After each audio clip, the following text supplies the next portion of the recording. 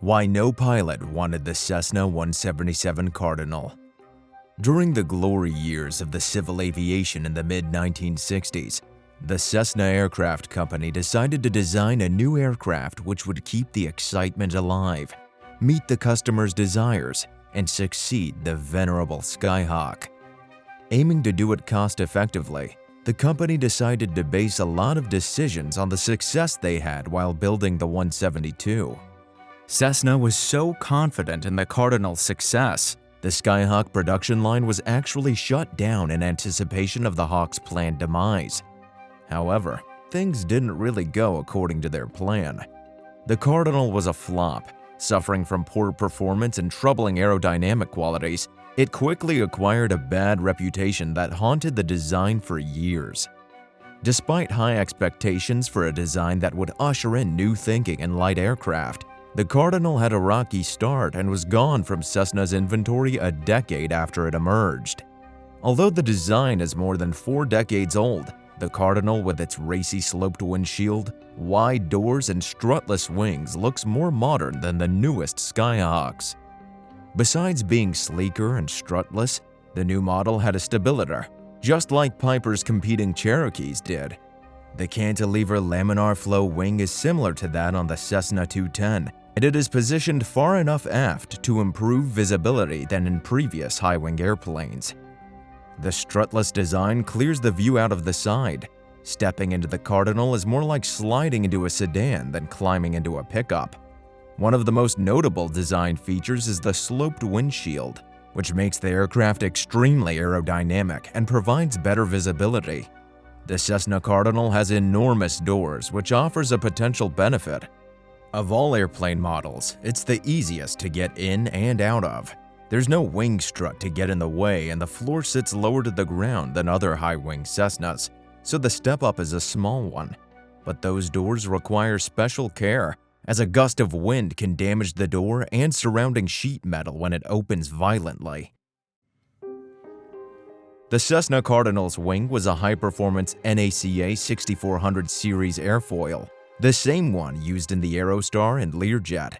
But that airfoil tends to build up drag quickly at high angles of attack and low speeds, which isn't a good trait for an airplane flown by low-time pilots.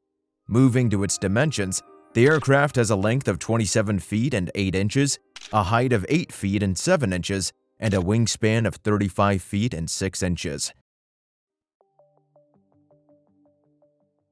One goal Cessna hoped to achieve with the Cardinal was to improve cabin comfort and design over the 172-182 series aircraft, and in this regard, it succeeded.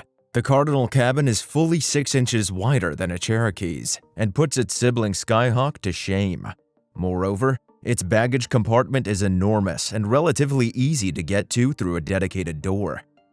As noted, the airplane's wing sits higher and farther back, allowing excellent visibility out of the panoramic windshield. Unlike the other high-wing Cessnas, the pilot's vision up and to the side is not blocked by the wing. To a degree, this gives the pilot some of the best of both worlds: good visibility up, down, and to the side. Overall, the Cardinal is probably the roomiest 4-place airplane made, not counting semi-6-seaters like the Bonanza or Cessna 210. The trade-off for a big cabin, of course, is speed.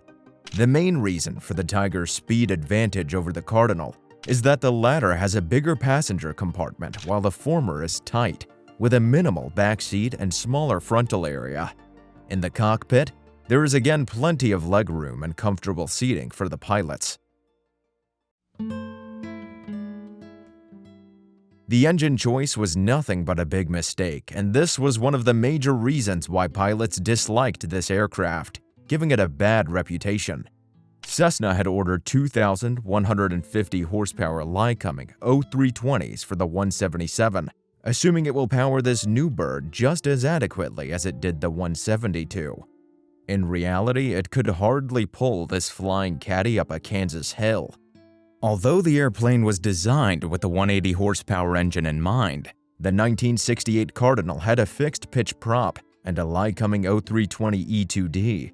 Cessna soon understood its error after facing criticism and realized that the aircraft was underpowered, and with the 1969 model, They swapped the 0320 for a 180 horsepower Lycoming 0360 A2F, keeping the fixed pitch propeller. This match made the airplane as harmonious as its rakish good looks suggest. Since then, most 1968 models have been upgraded to beefier engines as well. Later, the 177RG had a 200 horsepower Lycoming IO360 engine. Speaking of avionics, a wide panel holds all the latest avionics for the 1968 era, which includes a choice of ARC, King, or Narco Nav and Comms, and a Navomatic autopilot. An audio panel and marker beacons were popular options for the IFR cross-country flyers, and a large ashtray just right for cradling their Swisher Sweet cigarillos completes the sedan-style surroundings. However, starting in the mid-1970s, the quality of ARC radios began to decline. Many owners have replaced part or all of older ARC panels. The 28-volt digital ARC Navcom radios, for example, are more serviceable than the mechanical 14-volt versions. The Cessna Cardinal's performance is adequate by 1970 standards for 180 horsepower airplanes. Book cruise speeds range from 120 to 130 knots, while the 150 horsepower 177 is listed at 115 knots. Climb rate is about average for this class of aircraft, with the exception of the 1968 model, whose owners universally complain about its lethargic climb performance. The 150 horsepower fixed-pitch prop Cardinal looked great, but gained a reputation for lethargic climb performance. In reality, it took some time for Cessna to figure out that pilots were loading and flying the Cardinal as if it were a 172, which meant they were often over gross weight, since it carried 10 more gallons of fuel and had a heavier empty weight. Cessna discovered that pilots were climbing the aircraft well below VY. VY in the 172 was 10 miles per hour slower than it was for the Cardinal. When flown and maintained properly, the 150 horsepower Cardinal actually outclimbed and outran the 150 horsepower 172. The stall speed was higher than the Skyhawks too. The 1968 Cardinal, as originally delivered, was quite sensitive on the controls, particularly in the pitch mode. In crosswinds, the stabilator could stall in the landing flare, resulting in a sudden loss of tail power and an unexpected plunge of the nose wheel onto the runway. Porpoising and bounced landings were commonplace. Various studies showed a disproportionately high rate of hard landings and takeoff stallmush accidents for the early models. Owners typically report useful loads in the 850 to 950 pound range, depending on installed equipment. That's a bit less than the Cherokee 180 or the Grumman Tiger, but perhaps not enough to rule in favor of one or the other solely on payload issues. Assuming a fairly typical 900-pound useful load and 49-gallon tanks, the Cessna Cardinal has roughly 600 pounds for people and bags once the tanks are filled. That's 3 FAA standard people. Well, a little less if standard becomes 195 pounds and 90 pounds of luggage. If you want to carry 4 full-size people and 100 pounds of luggage, you'll be limited to perhaps 20 gallons of fuel, barely enough to fly anywhere safely. Weight limitations make the Cardinal essentially a 3-passenger airplane, or at best a 2+2 with adults and kids aboard. Certainly not 4 large rear-ended adults, therefore one must choose packs wisely. With full tanks, the Cessna 177 Cardinal has decent but not an exceptional range. The 49 gallons usable and typical 9 to 10 gallons per hour fuel flow allows the Cardinal to fly 4 hours with reserves and cover more than 500 miles. The 60-gallon tanks available on post-1973 models boost endurance by an hour and range by 150 miles, at the expense of 66 pounds of payload. Legally speaking, the 177s converted to the 180 horsepower constant speed setup are worse, since useful load can't be legally increased while the new engine or prop package is about 50 pounds heavier.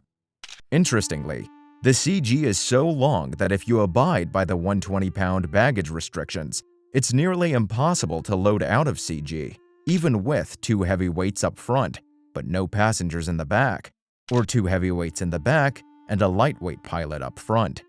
The Cardinal wins praise from owners for its handling qualities. Despite having lighter control forces than other Cessnas, The airplane makes a fine instrument platform.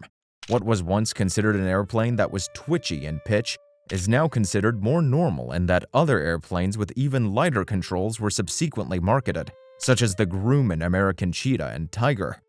In cruise flight, the Cessna 177 Cardinal is a steady IFR airplane, if you can get it trimmed out laterally and keep the fuel balanced. Several owners reported gross fuel flow discrepancies when the fuel selector is on both, with a tendency for fuel to flow from the left wing. Left-right switching every half hour may be necessary to maintain good lateral trim, or a few seconds of uncoordinated flight to clear the liquid from tank vent system, which is what causes the imbalance. Cessna realized it had made a major gaffe with the Cardinal.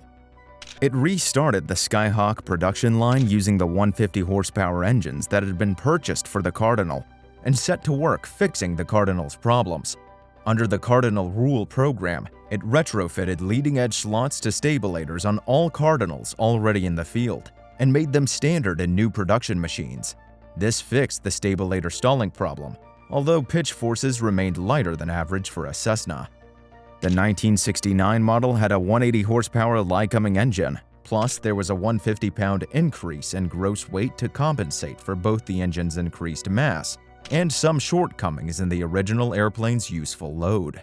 The stabilator to wheel control linkage ratio was changed to slow the response in pitch slightly. Despite the improvements, 1969 sales nosedived to about 200 units, while Skyhawk sales rebounded to their former league-leading levels. In 1970, Cessna made more major improvements, yielding the 177B Cardinal. The 6400 series airfoil was changed to a more conventional 2400 series, similar to the Skyhawks, plus a constant speed propeller was added for better takeoff and climb performance. The final aircraft in the 177 line was the retractable gear 177 Cardinal RG, which Cessna began producing in 1970. Both the nose wheel and main wheels retract rearwards, with the nose wheel enclosed by doors when retracted. The 177 RG had a 200 horsepower Lycoming IO360 engine, which also allowed increase of the maximum weight by 300 pounds. The additional weight resulted in a cruise speed of 148 knots, which was 22 knots faster than the 177B. At last, the Cardinal had all the makings of a good airplane. From 1971 on, the Cessna Cardinal got only minor changes. In 1973, a 61-gallon fuel capacity became optional, and cowling improvements boosted cruise speed from 139 to 143 miles per hour. In 1978, a 28-volt electrical system was added. In 1975, speed went up again, but this was really mostly the result of some creative number crunching by Cessna. For example, the cruise RPM limit was increased so that 75% power could be obtained at 10,000 feet instead of at 8,000 feet, as before. At the time, Cessna's marketing department called the Cardinal the fastest 180 horsepower fixed-gear airplane in the world. Not true. The Grumman Tiger was at least 8 or 9 knots faster, at about the same price. Finally, 1976 brought a new instrument panel. The older panels had a 1960s Buick-style split-panel arrangement that did little but rob panel space. The 1976 panel is a more conventional, full-width design. In 1978, Cessna made one last-ditch effort to save the Cardinal. The company spruced it up with some fancy interior appointments and radio packages, along with an absurdly high price tag, and called it the Cardinal Classic. Only 79 intrepid souls sprang for the gussied-up airplane. Cessna produced 1,164 Cardinals that first year, but word got around about the airplane's performance. The following year, sales slumped, while other models were selling well. In fact, no more than 250 Cardinals were built in any single year after the airplane's introduction. Throughout its lifespan, the airplane continued to be a slow seller, despite Cessna's successful efforts to fix the original Cardinal's quirks. It was the only Cessna single that didn't lead its category in sales. Piper's Cherokee 180 Archer beat it handily, as did the upstart Grumman Tiger. While the latest models of the 177RG have a typical retail value of around $69,000, the price is higher for models with new paint and fresh avionics upgrades. Despite the fact that the aircraft had plenty of warts and shortfalls, many of them were rectified, and the Cessna Cardinal became an excellent choice for owners who wanted a bit more performance than the Skyhawk without stepping up to the 182 Skylane. The two best attributes are the cabin, which is longer and wider than a 182, and the improved visibility as compared to other Cessnas. Probably the most beneficial to pilot and passengers is the absence of a wing strut, which contributes to such improved views down. The Lycoming IO 360A1B6D engine in the 1973 to 1978 Cardinal RGs has a couple of notable idiosyncrasies. One is that it uses the infamous Bendix dual magneto that puts two magnetos on a single shaft, making the shaft a potential single-point failure item that can rob you of all engine power instantly if it fails.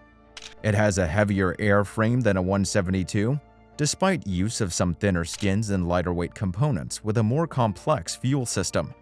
Although it was supposed to succeed the legendary 172 with better characteristics, it had higher stall speeds as compared to 172. Moreover, the 177 and 177A airfoil builds up drag at high angles of attack. The large doors on the 177 were a problem on windy and gusty days, as they were fairly light and can fly right out of your hand if they get caught by a gust, causing damage to the hinge or the skin ahead of the door, or both. The doors also have proved to be leak-prone. Some of the doors fit too tightly, others too loosely, due to either poor quality control and production, subsequent wind damage, or both. The stabilator in the Cardinal RG has been the subject of a lot of discussion. While it's less sensitive than some other stabilator-equipped aircraft, it's much more sensitive than the stabilizer or elevator combination that most Cessna pilots know and love. The landing gear raises the issue of proper maintenance. Experienced Cardinal RG owners will tell you that properly maintained, the landing gear is every bit as reliable as the gear on any other aircraft. The problem is finding a mechanic who really understands the landing gear, as well as the rest of the airplane. Although Cessna's 177 Cardinal was intended to be a Skyhawk killer, the venerable 172 outlasted it and continues to be a mainstay in Cessna's current piston aircraft line. Still, the Cardinal enjoys enthusiastic support among owners for many of the reasons that Cessna thought it would become a hit, although it had its fair share of problems. If you enjoyed watching this video, don't forget to hit the like button and subscribe for more from us.